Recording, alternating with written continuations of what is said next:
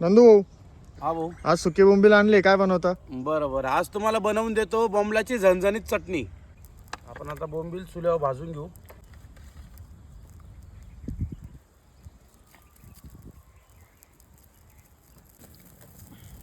हे बोंबील असे डायरेक्ट भाजून घ्यायचे का? हो, बोंबील असे चुल्यावर भाजून घ्यायचे व्यवस्थित दोन्ही साईडनी. धुवायचे नाही का ते? मग धुवायचे ना. भाजून झाल्यानंतर आपण त्याला कट करून घेऊ आणि धुवून घेऊ. अशा पद्धतीने मस्त व्यवस्थित बघा छान असे भाजून झालेले. आपण एका प्लेटमध्ये काढून घेऊ.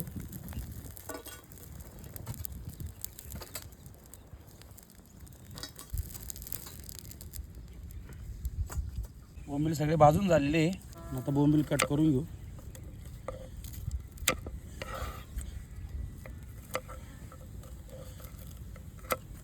अशा आपण बोंबलाचे तुकडे करून घेऊ.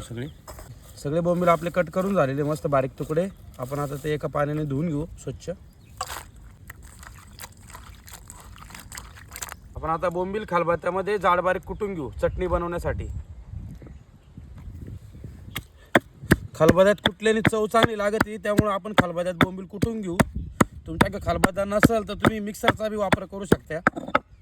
सगळे बोंबील आपण असे जाड बारीक कुटून घेऊ खलबत्त्यामध्ये चटणीसाठी. आपण आता ठ्याच्यासाठी खलबत्त्यामध्ये आलं, लसूण आणि हिरवी मिरची कुटून घेऊ. मस्त आपण जाड बारीक आलं, लसूण आणि हिरवी मिरची कुटून घेऊ खलबत्त्यामध्ये. आपण आता जाड बारीक ठ्याचा करून झालेला आहे. आपण आता चटणीची तयारी करून घेऊ. आपण आता पॅनमध्ये तेल टाकून घेऊ चटणीसाठी. कढीपत्ता, जिरं, ठेच्याचं वाटण व्यवस्थित आपण 2 मिनटं परतून घेऊ. आपण आता यामध्ये बोंबील टाकून घेऊ ठेचलेले.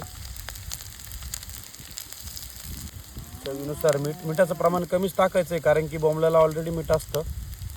हळद 1 चमच घरगुती काळा मसाला व्यवस्थित मिक्स करून घेऊ आपण. बोंबील आपण आता 2 ते 3 मिनटं तवे वाशेच परतून घेऊ. बारीक चिरलेली कोथिंबीर. तर आपली छान अशी बोंबलाची झणझणीत चटणी बनवून तयार झालेली आहे. बाजरीच्या भाकरीसोबत खायला तयार आहे. ही बोंबलाची चटणी तुम्हाला बाजरीच्या भाकरीसोबत एकदम छान लागेल. रेग्युलर नेहमी बोंबील वेगवेगळे बनवून तुम्ही कंटाळले असाल तर अशी चटणी बनवून नक्की ट्राय करा. एकदम छान लागेल, किंवा वरण भातासोबत पण छान लागेल.